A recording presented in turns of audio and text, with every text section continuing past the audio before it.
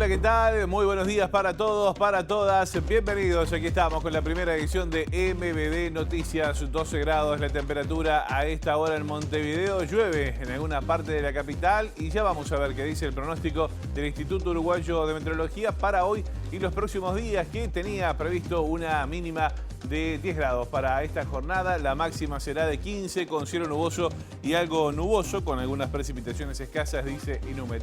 ¿Qué pasa mañana miércoles 27 de septiembre? La mínima será de 7 y la máxima de 16, algo nuboso, cubierto nuboso, dice Inumet para mañana. Y el jueves 28, mínima de 5, máxima de 19 con cielo cubierto y también algo nuboso, dice el Instituto Uruguayo de Meteorología. Vamos a contarles algunos de los temas que tenemos para compartir con ustedes hasta las 9 de la mañana aquí en la pantalla de TV Ciudad. La coalición de gobierno alcanzó finalmente un acuerdo para otorgar un aumento salarial a las Fuerzas Armadas, por lo que el oficialismo se apresta a votar el proyecto de rendición de cuentas. El acuerdo implica un aumento de unos 1.000 pesos para casi todos los integrantes del escalafón militar. En otro orden, les contamos también que el Frente Amplio cuestionó la propuesta impulsada por el Poder Ejecutivo en el proyecto de rendición de cuentas de extender las licencias de frecuencias de radios comerciales hasta el año 2030. El oficialismo ha defendido el artículo justamente en la rendición. Por otra parte, el programa Unibici de la Universidad de la República consideró la propuesta de la creación de la ciclovía por la avenida 18 de Julio, presentada por la Intendencia de Montevideo, que requiere una mejora en niveles de seguridad. En tanto, la intendenta Carolina Cose volvió a defender justamente este proyecto, dijo que justamente las medidas de seguridad han sido tomadas. En otro orden, el presidente de Paraguay, Santiago Peña, ratificó que si no se logra cerrar un acuerdo comercial con la Unión Europea antes del 6 de diciembre, el Mercosur dejará sin efecto las actuales negociaciones y buscará otros bloques y acuerdos con otros países. También hoy, pasadas las 8:30, vamos a estar hablando de la rendición de cuentas, vamos a estar recibiendo al senador del Frente Amplio, José Carlos Maía. En esta jornada se empieza a votar el articulado, esto será a las 2 de la tarde, pero hubo negociaciones en las últimas horas, de eso y más vamos a estar hablando con José Carlos Maía pasadas las 8:30 en nuestra entrevista central. Estos son algunos de los temas que tenemos para compartir con ustedes hasta las 9 de la mañana aquí en esta primera edición de MBD Noticias. Ahora vemos cómo está Montevideo a través de las cámaras del Centro de Gestión de Movilidad.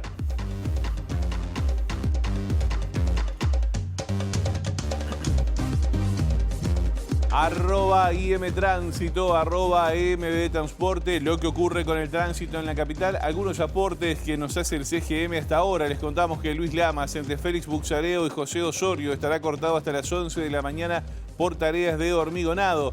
Chaná entre Acevedo Díaz y Juan Rodríguez, cortado hasta las 12 por tareas de carga y descarga. Gaboto entre Guayabos y José Enrique Rodó de 7 a 12, cortado por tareas de hormigonado. Reyes entre Ataona y Suárez hasta las 4 de la tarde va a estar cortado por podas que se están realizando en esa zona. Carlos María Mayolo entre Benito Nardone y Julio María Sosa, cortado hasta las 5 por hormigonado. También Charrúa entre Gaboto y Magallanes, por lo mismo por hormigonado, cortado hasta las 6 de la tarde. Y Coronel Bransen entre Miguel del Corro y Joaquín Requena, cortado hasta las 19 horas por la instalación de una grúa en esa zona.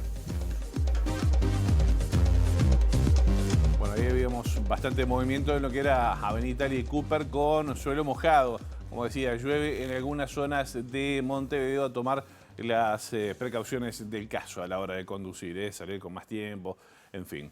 Bueno, vamos a comenzar el desarrollo de la información. Lo decíamos, la coalición de gobierno alcanzó finalmente un acuerdo para otorgar un aumento salarial a las Fuerzas Armadas, por lo que el oficialismo se apresta a votar el proyecto de ley de rendición de cuentas. Según afirmó el senador Guido Manini Ríos al diario El Observador, el acuerdo implica otorgar un aumento extraordinario de 1.000 pesos al personal militar, desde soldados hasta los cargos de teniente coronel. El acuerdo se logró tras una reunión entre Manini y los senadores cabildantes Guillermo Domenech e Irene Moreira, con el presidente de la Comisión de Presupuesto y Hacienda, Rodrigo Blas, y el director de Finanzas Públicas del Ministerio de Economía y Finanzas, Fernando Blanco, según informó el diario El Observador, habiéndose concedido lo que pedíamos en un inicio, principalmente en cuanto a salarios militares y a otros puntos. No tenemos motivo para no votar en general la rendición de cuentas, aseguró Manini Ríos. El acuerdo, sin embargo, debe ser refrendado por el presidente de la República, Luis Lacalle Pou, ya que supone la reasignación de recursos destinados a otros organismos del Estado. Por su parte, el Frente Amplio pretende conocer la propuesta final para definir su posición. El senador José Carlos Maía dijo que la coalición de izquierdas espera que si hay un aumento para los efectivos militares, la prioridad sean los cargos más bajos del escalafón. Hasta ahora, lo único que hay son anuncios, decía Maía. Algo que le vamos a preguntar justamente cuando venga esta mañana después de las 8:30 aquí a nuestra entrevista central. Bueno, y a todo esto, Cabildo Abierto propuso incluir justamente en la rendición de cuentas un artículo que impida a jueces y fiscales también de corte trabajar por 3 años como abogados en lo penal cuando culminen su gestión. El presidente de la Comisión de Legislación del Senado, el nacionalista Rodrigo Blas, defendió la propuesta que entiende lógica y dijo que hay acuerdo en toda la coalición sobre este tema.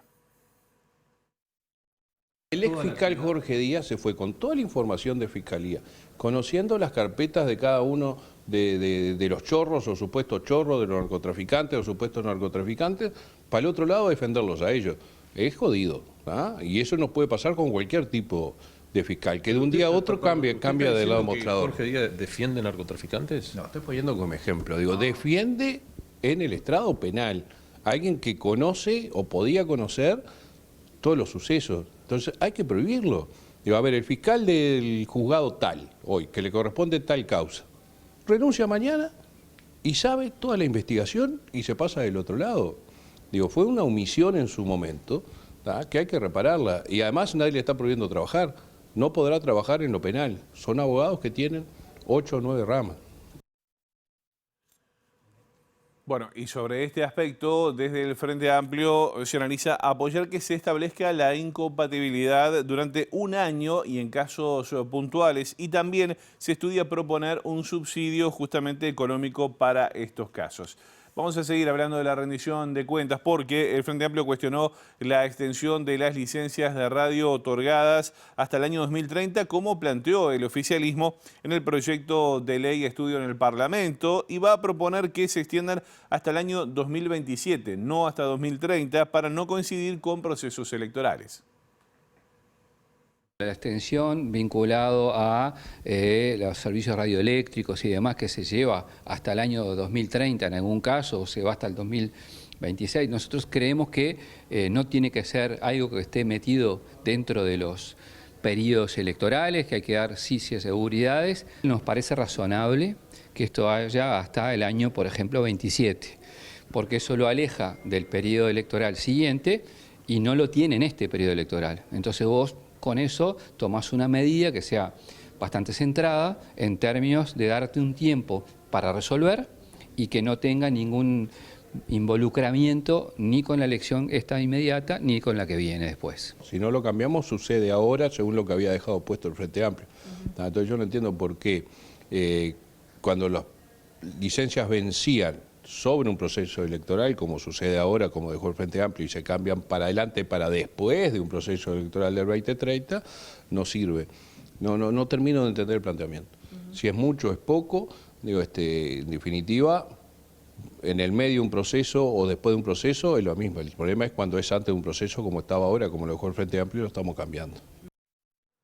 Uno de los tantos temas a definir en la rendición de cuentas. Vamos a cambiar de asunto ahora porque hay nuevo embajador de China en Uruguay. Estamos hablando de Juan Yasong, quien presentó sus cartas presenciales ante el presidente de la República, Luis Lacalle Pou, y se convirtió en el nuevo embajador de China en Uruguay. Como informara MBD Noticias, se trata de un diplomático de extensa y destacada trayectoria, en especial en países de habla hispana, y que ya tuvo como destino Uruguay entre 1998 y el año 2002. El diplomático chino llegó al país tras desempeñarse como embajador en Bolivia, donde recibió la condecoración especial entregada por el presidente Luis Arce por sus aportes al país del altiplano, en particular durante el periodo de pandemia con la llegada de vacunas y otros insumos desde China.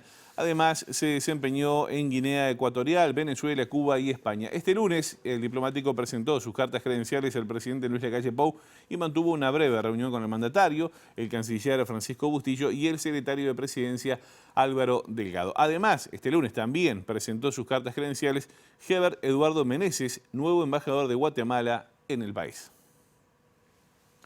Hablamos ahora del presidente Luis Lacalle Pou, quien participó del lanzamiento de la segunda cumbre mundial de comisiones de futuro que se realiza por estos días aquí en Montevideo. En esta instancia, el mandatario manifestó dudas sobre las propuestas de regulación de la inteligencia artificial y llamó a asumir el avance de la tecnología como algo positivo, dijo. Como toda herramienta puede ser mal o bien utilizada. Por supuesto que la capacidad de adaptación del individuo tiene que ser cada vez más veloz. Por supuesto que hay que prestar atención a que el 50% de los trabajos que realizan algunos humanos no van a existir en muy poco tiempo. Los humanos hoy vamos a ser como celulares, nos vamos a tener que conectar para actualizarnos, para bajar la nueva actualización. Y eso al fin y al cabo nos puede hacer más libres, pero no abordemos estos temas de futuro con una visión patológica. Entre otras cosas, ¿saben por qué? Porque siempre que una sociedad se regula, se legisla, marca protocolos de acción por la parte patológica, se está equivocando. Porque lo virtuoso es lo que ha hecho que la sociedad evolucione. No significa ser ingenuo, pero a no tener esa reacción natural del control, porque el futuro, la evolución es como el agua que siempre encuentra por dónde pasar entre la piedra. Ayudémoslo, disfrutémoslo.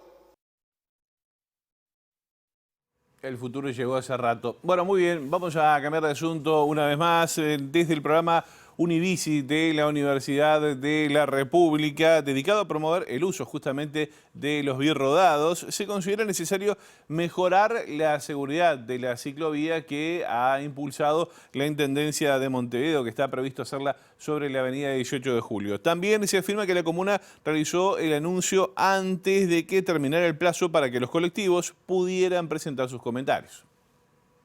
Desde el programa Univici de la UDELAR sostienen que la ciclovía que se realizará en 18 de julio debe ser más ancha y estar delimitada con un material más contundente que los volardos flexibles que se plantean. También proponen mejorar los cruces y una campaña de educación y fiscalización para acompañar la iniciativa. El anuncio nos tomó por sorpresa, porque habíamos sido citados a fines de mes a una reunión con la Intendencia donde nos mostró el avance, nos pidieron reserva al respecto y que eleváramos las propuestas que teníamos, como que habíamos quedado en ver si en un plazo de un mes más o menos nos volvíamos a reunir y bueno, ahí entre medio llegó el anuncio de la Intendencia.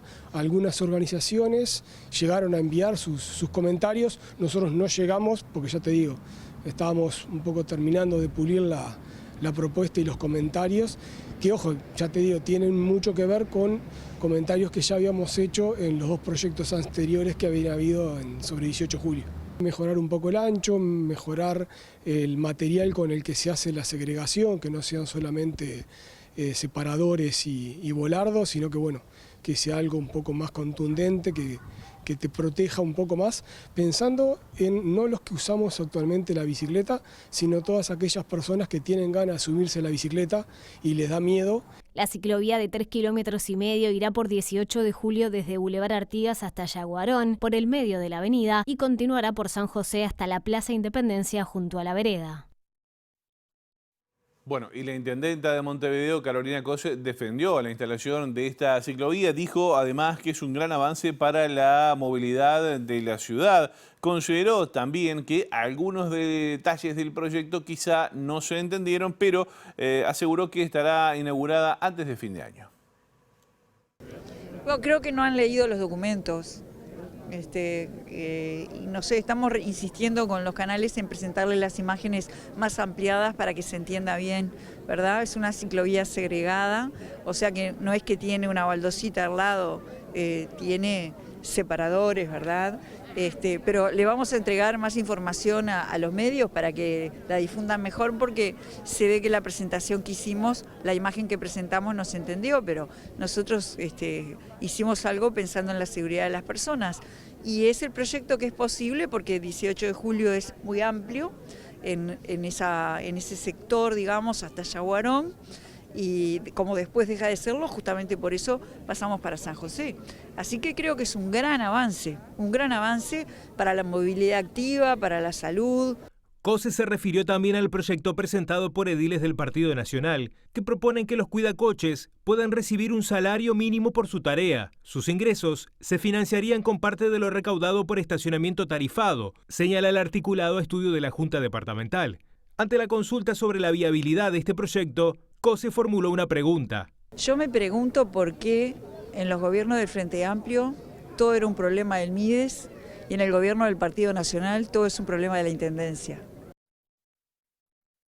La dejó picando allí la intendenta COSE. Vamos a cambiar de asunto y temas políticos porque la precandidata nacionalista Laura Raffo se reunió con el presidente Luis Lacalle Pou. En el encuentro, dijo, se habló sobre la implementación de diversas medidas para reducir el costo de vida de la población.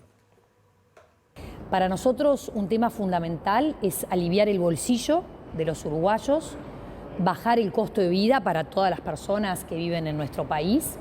Tenemos una batería de propuestas dentro de nuestro sector político Sumar que han surgido de la conversación con la gente.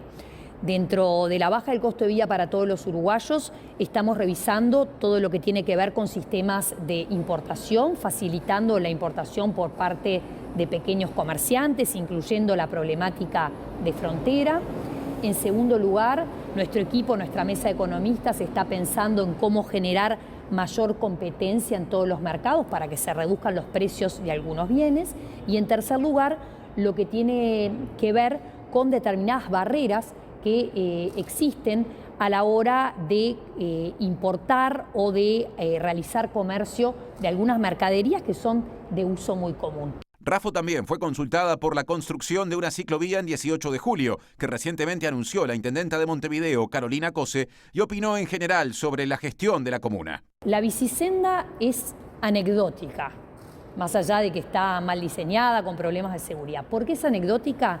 Porque esa va a ser la obra que va a presentar el gobierno de Carolina Cose. Si ustedes investigan, creo que vamos a terminar esta intendencia de Montevideo con el plan de obras menor y más chico de la historia de los gobiernos de Montevideo. Seguimos hablando de movilidad y de transporte porque la Intendencia de Montevideo inauguró una nueva terminal de ómnibus. Esto fue en el barrio Bajo Valencia, allí muy cerca de Casabó, donde viven unas 5.000 personas. Esta terminal modifica el recorrido de las paradas de las líneas 17, 185 y 306. Es un camino que venimos recorriendo con este barrio acá en Bajo Valencia, pero también con otra veintena de barrios dentro del Plan ABC todos los años. En este barrio empezamos por la erradicación de basurales. Como verán, hay una cañada y ustedes saben que tenemos un proyecto muy ambicioso de erradicar los basurales de los cursos de agua. Empezamos por ahí. Hemos seguido trabajando, hemos conformado una huerta para el barrio que sigue creciendo con capacitación y demás. Hay una comisión de vecinos con la que hemos trabajado intensamente y que ha crecido. Se detectó la necesidad de armar acá esta terminal y se armó de acuerdo con los vecinos porque tiene algunas características de iluminación y de vegetación que por temas de seguridad los vecinos nos fueron apuntando y nosotros tomamos nota y lo llevamos adelante. La intendenta Carolina Cose dijo además que se trata de un plan integral y coordinado que continúa con la instalación de una plaza planificada por los vecinos. Esta terminal y la mejora del entorno le cambia la vida a los vecinos y las vecinas, aseguró Cose. Por su parte, los vecinos destacaron la obra. Contamos con más o menos 5.000 familias y significa mucho. Es una lucha que se viene dando hace muchos años, décadas te puedo llegar a decir, y bueno, que hoy se dé, le da mucho placer, sobre todo a los vecinos, poder contar con esta terminal, que acá vecinos caminamos más de 5 o 6 cuadras para llegar a las ómnibus, y bueno, ha pasado de todo con el correr de estos tiempos, y la verdad que hoy mucha alegría de los vecinos. Bueno, y de Casabón nos vamos hasta el puerto porque la empresa belga Caton Nati comenzó obras justamente de ampliación del área destinada a los contenedores en el puerto de la capital. La iniciativa estaba a estudio de la Intendencia de Montevideo, que expresó alguna duda sobre este proyecto justamente por su eventual impacto ambiental y visual sobre una zona histórica de la ciudad. La primera etapa de los trabajos consiste en retirar lodos y rocas del espacio acuático del puerto, para lo cual será necesario colocar explosivos para triturar las piedras más duras del fondo. Las obras, que implicarán 600 millones de dólares, incluyen la construcción de una segunda playa de 22 hectáreas y un segundo muelle de 700 metros y una profundidad de 14 metros, con capacidad para atraque simultáneo de 2 buques. Según el gerente de Caton Nati, Fernando Correa, las obras demandarán 2 años y una vez culminadas permitirán maniobras de 4 barcos y de mayor calado que los actuales al mismo tiempo. Contento porque, bueno, después de todo un proceso de casi 2 años, muchos estudios, planificación, se obtuvieron todos los permisos necesarios y, bueno, contento que empezamos con la primera fase. El proyecto se vincula con el compromiso asumido por Caton Nati cuando el gobierno le extendió hasta 2081 la concesión portuaria, pero en su momento fue rechazado por la Intendencia, que cuestiona el impacto ambiental y visual para la ciudad. La extensión de la concesión es objeto también de una investigación penal en Fiscalía, tras la denuncia presentada por los senadores del Frente Amplio Mario Vergara y Charles Carrera, quienes cuestionaron la legalidad de extender la concesión a TCP. Bueno, vamos a cambiar de tema una vez más. Les contamos que la justicia fijó para el viernes 6 de octubre la audiencia de formalización sobre la investigación contra el ex gerente de la empresa Vertical Sky. Estamos hablando de Marcelo Acuña. Se debe al intento de espionaje contra los senadores frente amplistas Charles Carrera y Mario Vergara. La fiscal Sabrina Flores decidió imputar a Acuña, un militar retirado, por un delito de cohecho calificado. Acuña actuó instigando a una persona que ejercía funciones públicas a la realización de actos de naturaleza criminal. Por ello, su actuación o grado de participación se imputa como coautor de instigación, apuntó Flores. La imputación del exgerente general de Vertical Skies abre una nueva etapa de investigación sobre presuntos ilícitos vinculados al ex jefe del Servicio de Seguridad Presidencial, Alejandro Astesiano. Según la investigación, en marzo de 2022, Acuña se contactó con Astesiano para pedirle información sobre ambos legisladores para poder atarlos y que retiraran la denuncia por la concesión del puerto de Montevideo a la empresa Caton Nati. De acuerdo a la información relevada del celular de Astesiano, ambos dialogaron e hicieron referencia al pedido de información sobre los 2 senadores, por lo menos en 14 oportunidades en un lapso de 25 días. Esto incluyó un ofrecimiento de dinero de Acuña al ex custodia presidencial por la información. En este punto, los senadores Carrera y Vergara reclamaron investigar quién fue el mandante del espionaje en su contra. En entrevista con el semanario Brechas, Carrera dijo estar convencido que el contratante de Vertical Sky fue un actor privado. Quien contrató esto es un privado y el privado que tenía interés en todo esto es Caton Nati, dijo Carrera. Bueno, ayer les contábamos la eventual faltante de pollo en el mercado nacional y también aumento de algunos cortes, por ejemplo, el de la Suprema. Desde la Unión de Vendedores de Carne se solicita al gobierno la flexibilización de la cuota de importación de pollo para poder bajar el precio del producto al público. Heber Falero, justamente de esta gremial vinculada a la venta del producto, señaló que se puede beneficiar a la población y ayornarse, como ocurrió con la carne vacuna y también con la carne de cerdo. Nosotros notamos una suba desde que estuvo libre la entrada de Supremas y de pollo. Ahora que lo cuantificaron, ha subido notoriamente. El pollo subió como 20 pesos, la Suprema subió como 70, 80 pesos por kilo. Entonces, nosotros lo que decimos es que es bueno para la gente que liberen la importación de pollos, o que al menos pongan cuotas mucho más adecuadas, porque al haber poca entrada, el mercado es muy chico y lo manejan 3 o 4 empresas, que no puede ser eso. Cuando tienen mucho pollo bajan el precio desmedidamente y si no crían poco para que después suba. Y esas cosas no pueden pasar, no pueden manejar el mercado. La importación le da cristalinidad digamos, para todos, ¿no? Para el consumidor y para el carnicero y para mismo los productores. Tienen que, digamos, competir y mejorar en la producción para abaratar los costos. El pedido de la Unión es que se libere la importación. Sí, aunque no sea de golpe, pero que se vaya diciendo, bueno, este año es tanta la importación, el año que viene es más y en 2 o 3 años que quede liberada. Vamos a cambiar de tema una vez más. Les contamos que el Ministerio de Turismo presentó el Código Nacional de Conducta de Protección de Niñas, Niños y Adolescentes en el sector de viajes y turismo. Esto se desarrolló en conjunto con organismos públicos, UNICEF y el empresariado turístico, que busca evitar la trata y la explotación sexual de menores en esa actividad.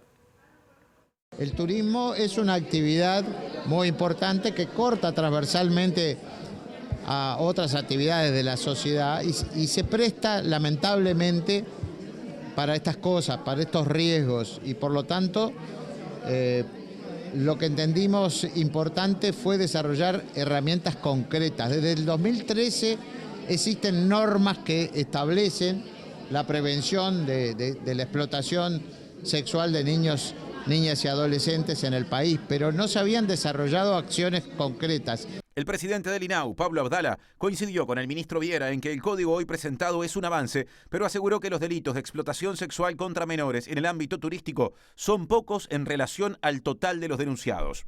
Los 529 casos que atendió el CONAPES el año pasado, vamos a conocer las cifras en diciembre correspondientes al 2023, pero todo parece indicar que la tendencia obviamente se mantiene porque viene creciendo año tras año.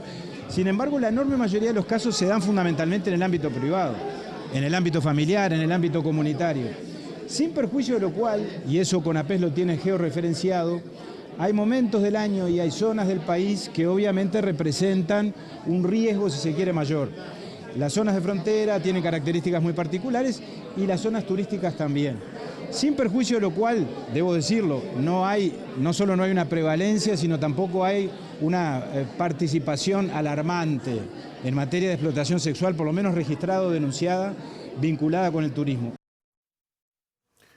Muy bien, momento de hacer una pausa, será muy breve. A la vuelta vamos a estar hablando con el senador del Frente Amplio, José Carlos Maía, a propósito de la rendición de cuentas, lo que va a pasar esta tarde y las novedades de las últimas horas. Pausa, ya venimos.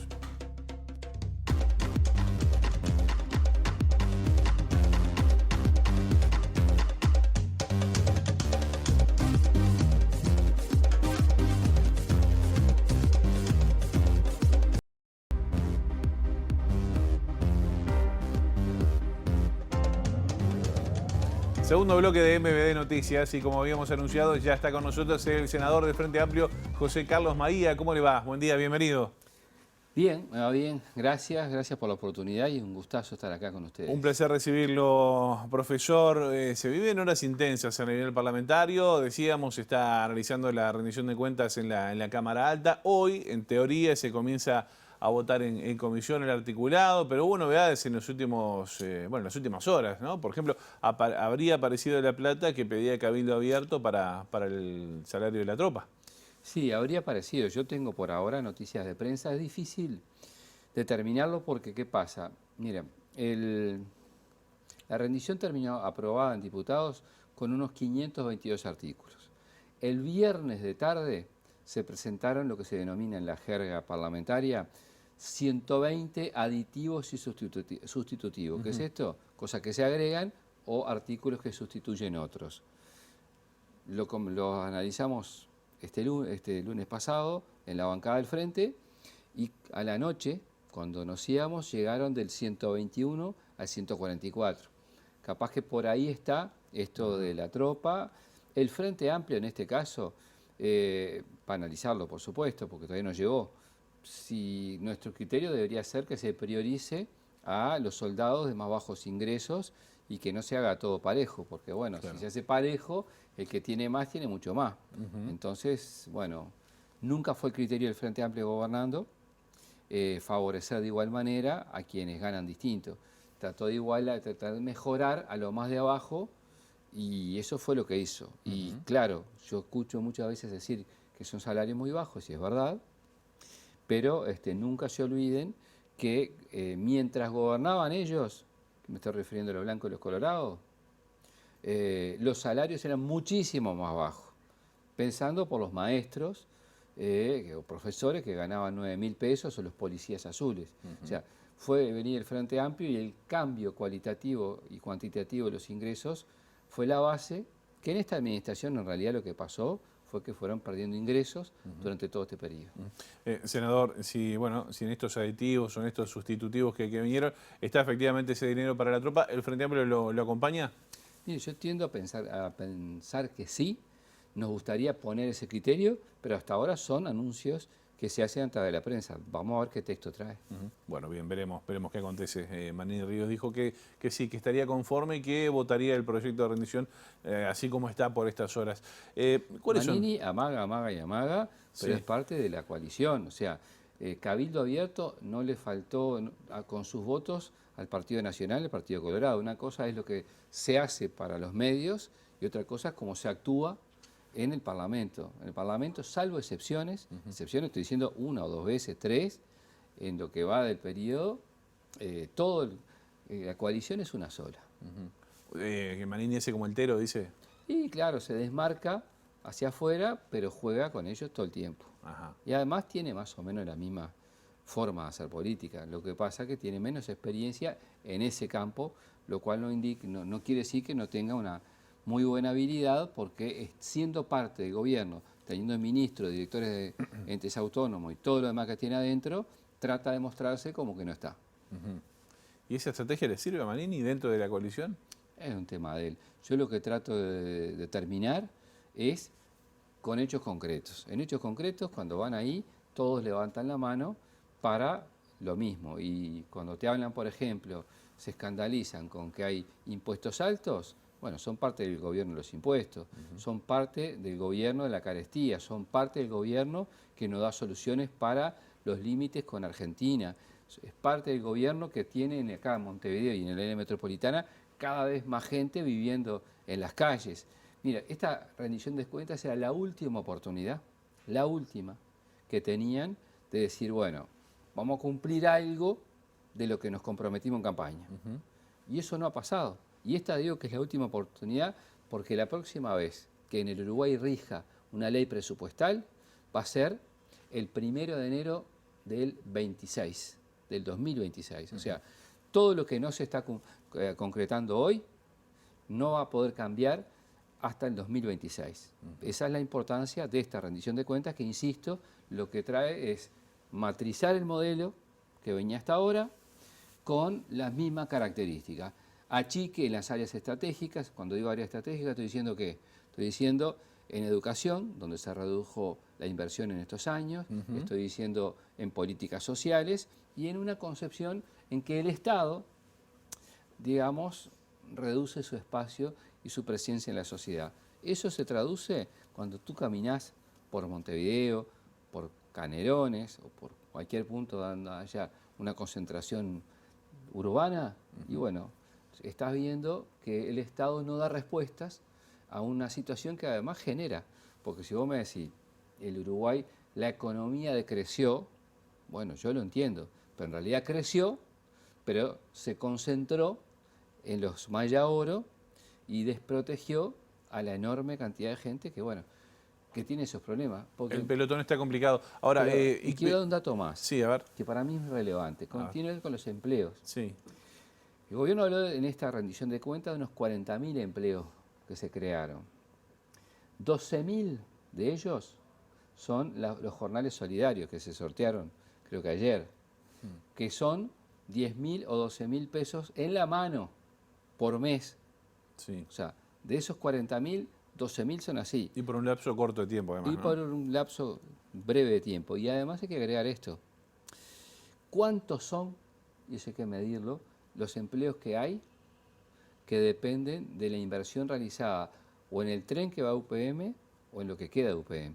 Si usted ve lo que componen los trabajos que se generaron, tienen una gran parte de una inversión que se generó en el gobierno del Frente Amplio, que tendrá las opiniones que tendrá, pero que generó mucho trabajo y es el que todavía genera. Más ese parche que son los jornales solidarios. Por eso la perspectiva del trabajo, sobre todo para la gente joven, está muy complicada. ¿Cómo se revierte esa situación? ¿Hay chance en esta rendición de cuentas? ¿Cuáles son las prioridades del Frente Amplio? Miren, en esta rendición de cuentas no, porque Cabildo Abierto, Partido Colorado y Partido Nacional ya están cerrando en torno a ese mensaje que les acabo de escribir los votos. Por lo tanto, eso nosotros vamos sí a señalar con claridad las características de esta rendición de cuentas, que además ni siquiera cumple con el objetivo que se plantearon cuando asumieron. Por ejemplo, el de reducir el déficit fiscal. Primero, hay una parte que usted, por ejemplo, los denominados contratos CREMAF, que son con los cuales se hacen las rutas nacionales que estamos viendo, esos ni siquiera están adecuadamente registrados para no digamos, impactar en el verdadero déficit fiscal. Déficit fiscal que tiene un nivel más alto, el de hoy, sin esos registros, que 14 de los 15 años que gobernó el Frente Amplio. Y agrego, hace unos días yo leía y escuchaba, pues no pude ir, a la Asociación Rural. Y se quejaba del dólar y se quejaba del peso de la cantidad de los funcionarios públicos. Bueno, para la Asociación Rural y para la sociedad uruguaya en su conjunto tenemos noticias. En esta rendición de cuentas, donde parece que el centro son los militares, lo que hay es que para la Administración Central, para el Ministerio de Vivienda, para el Ministerio de Ambiente y para el Ministerio de Desarrollo, se hacen 4 artículos por los cuales se habilita a presupuestar y a ser funcionarios públicos en forma definitiva a todas las personas que entraron puestas por este gobierno hasta diciembre del año 21. Es decir, todos los que designaron el Ministerio de Ambiente, el de Vivienda, el MIDES y la Administración Central, por supuesto sin procesos competitivos, nada que se le parezca, a dedo, todos ellos, gane quien gane, estamos prácticamente un año. En octubre del año que viene, las elecciones nacionales, por esta rendición de cuentas van a ser funcionarios públicos. Y no estamos hablando de funcionarios que a veces pueden ser estratégicos y demás. Estamos hablando de gente de confianza que designó este gobierno parecido, como criterio, ¿no? Sí. A lo que pasó en Salto Grande. Capaz que no son ediles, como sí pasa en Salto Grande, que es la muestra mayor del acomodo del Uruguay. ¿Cuántas personas habrían ingresado por este concepto? Depende del inciso. Porque está hablando de varios ministerios y además, calculo yo que es una carga grande para el Estado. Y bueno, hay que hacer la suma. Yo no la he hecho no por Aragán, no la hice porque llegó este viernes este articulado. Entonces, los ministerios ya habían pasado a dar, digamos, explicaciones de lo que en la rendición de cuentas. Y los artículos vinieron después. Entonces, los ministros no vinieron a decir al Parlamento, salvo un caso, que fue creo que el de Ambiente, salvo un caso, no vinieron a decir, mire, los que trajimos y metimos, los precisamos y los vamos a hacer funcionarios públicos definitivos. No. Fueron, hablaron de lo que hicieron, dejaron de hacer y demás, y después este viernes llegaron los artículos. Es más, en el Ministerio de Ambiente habían puesto que ingresaban hasta los que entraron a diciembre del año 22. Ajá. O sea, no pusieron diciembre del año 23 porque no terminó porque estamos en septiembre. Sí. O sea, es muy fuerte como el clientelismo y el acomodo es parte de la forma de hacer política al mismo tiempo que se hacen discursos que se quejaban de que el Estado tenía excesos de grasa. Bueno, acá otra que exceso, ¿no? Maía, nos quedan pocos minutos, pero ¿pudo modificar algo el Frente Amplio en la discusión acá en el Senado? Porque bueno, ya venía desde la Cámara de Diputados, pero ¿hubo alguna modificación que pudiera hacer, que haya planteado el Frente Amplio y se pudiera concretar? Todavía no lo sabemos. Vamos a ver a partir de esta tarde y en los próximos días qué pasa. Esto hay que esperar que los partidos se jueguen y además terminen. Yo tengo expectativas en 2 aspectos, o 3. Uno, en la Universidad de la República y los cargos de alta especialización de investigación, que son gente joven, que el país necesita y que se dedican a hacer ciencia. Bueno, si no se logra un refuerzo presupuestal, no va a haber recursos para que esas personas sigan investigando, y son personas que el país se ha invertido mucho y que tienen mucho para dar al país. Claro. Segundo, el polo tecnológico de Pando, donde también hay una inversión importante. Hay algunas cuestiones vinculadas a becas a la universidad o el Clemente Estable, es decir, todo lo que vendría a ser ciencia, educación y también cultura, como puede ser el teatro independiente. Sí. Nosotros creemos que son algunos de los énfasis. Tenemos un límite, y el límite está dado por el mensaje que manda el Poder Ejecutivo. No se puede aumentar el gasto porque está topeado por lo que mandó este Poder Ejecutivo. ¿Y en clínicas? Y en clínicas, bueno, aparentemente habría.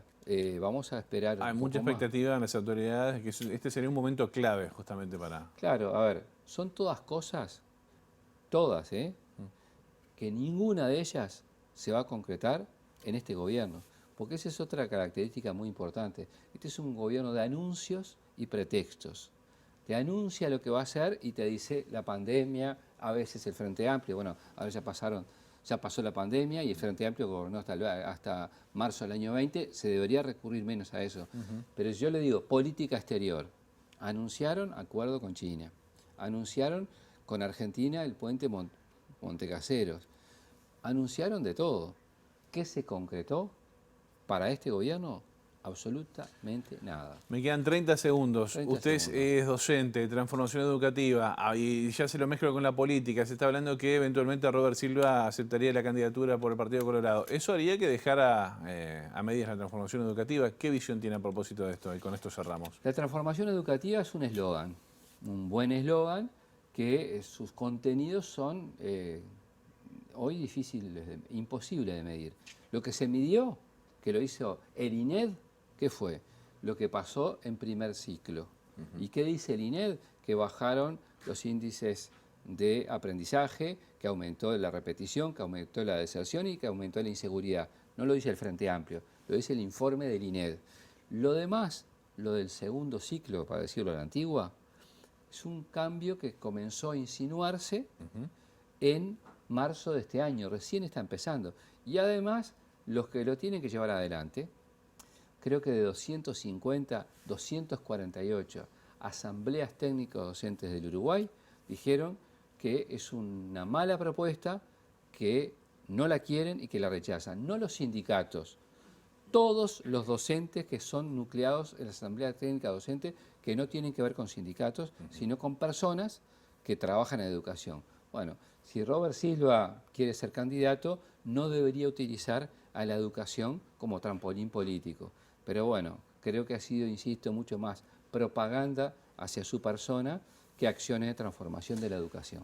Senador José Carlos Maía, gracias por estos minutos. Gracias a ustedes por el espacio. Hasta pronto. Gracias. Muy bien, nosotros ahora nos vamos al móvil, que ya nos está esperando Luca Veloz. Adelante, Luca, buen día, bienvenido.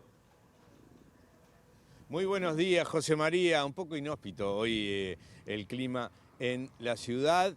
Pero vamos a hablar de comunicación, vamos a hablar de telecomunicaciones, porque una campaña de publicidad de las empresas de cable de Montevideo, Montecable, Nuevo Siglo y TCC, que anunciaron que empiezan a vender internet.